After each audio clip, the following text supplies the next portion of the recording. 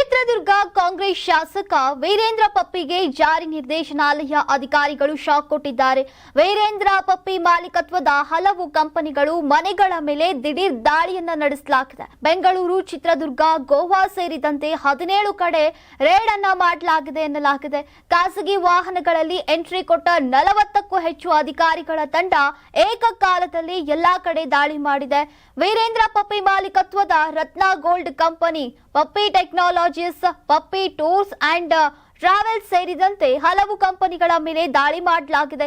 ಚಿತ್ರದುರ್ಗ ಚಳ್ಳಕೆರೆ ಪಟ್ಟಣದಲ್ಲಿರುವಂತಹ 4 ಮನೆಗಳು ಮತ್ತು ವೀರೇಂದ್ರ ಪಪ್ಪಿ ಸಹೋದರರಾದಂತಹ ಕೆಸಿ ನಾಗರಾಜ್ ತಿಪ್ಪೇಸ್ವಾಮಿ ಮನೆ ಮೇಲೂ ಕೂಡ ರೇಡ್ ಅನ್ನ ನಡೆದಿದೆ. ಇನ್ನು ಬೆಂಗಳೂರಿನ ವಸಂತನಗರದ ಖಾಸಗಿ ಅಪಾರ್ಟ್ಮೆಂಟ್ ಸಹಕಾರ ನಗರದಲ್ಲಿರುವಂತಹ ಮನೆಯಲ್ಲಿ ಅಧಿಕಾರಿಗಳು ಪರಿಶೀಲನೆಯಲ್ಲಿ ತೊಡಗಿದ್ದಾರೆ. ಈ ಹಿಂದೆ 2016ರ ಡಿಸೆಂಬರ್ 11ರಂದು ವೀರೇಂದ್ರ ಪಪ್ಪಿ ಮನೆ ಮೇಲೆ ಐಟಿ ದಾಳಿ ನಡೆದಿತ್ತು. ಕನ್ನಡ ಚಿತ್ರರಂಗದ ಹಿರಿಯ ನಟ ದೊಡ್ಡಣ್ಣ ಅವರ ಅಳಿಯರಾಗಿರುವಂತಹ ವೀರೇಂದ್ರ ಪಪ್ಪಿ ಸದ್ಯ ಹೊರ ರಾಜ್ಯದಲ್ಲಿದ್ದಾರೆ. ಇತ್ತ ವೀರೇಂದ್ರ ಪಪ್ಪಿ ಅವರ ಮನೆ ಕಂಪನಿಗಳ ಮೇಲೆ ಇಡಿ ದಾಳಿಯಾಗಿದ್ದು ಪರಿಶೀಲನೆ ಮುಂದುವರೆದಿದೆ. ನಾನು 86 ಕೆಜಿ ಇದ್ದವಳು 71 ಕೆಜಿ ಬಂದಿದ್ದೀನಿ. ವಯಸ್ಸಾದ್ಮೇಲೆ ಸ್ಮಾರ್ಟ್ ಆಗಿ ಕಾಣ್ತೀರಾ ಅಂದ್ರೆ ಜಿನ್ನಿ. 126 ಕೆಜಿ ವೇಟ್ ಇದ್ದು ನಾವು ಈಗ 114 ಕೆಜಿ ಲೆಕ್ಕ ಬಂದಿದ್ದೀವಿ. ಯಾವುದೇ ಸೈಡ್ ಎಫೆಕ್ಟ್ ಆಗಿಲ್ಲ. 84ರಿಂದ 50 ಕೆಜಿ ಬಂದೆ. ಆಮೇಲೆ ಸಣ್ಣಗೆ ಫಿಟ್ ಆಗಿದ್ದೀನಿ. ಅದಕ್ಕೆ ನಾನು ಯೂಸ್ ಮಾಡ್ತಾ ಇರೋದು ಜೀನಿ ಸ್ಲಿಮ್.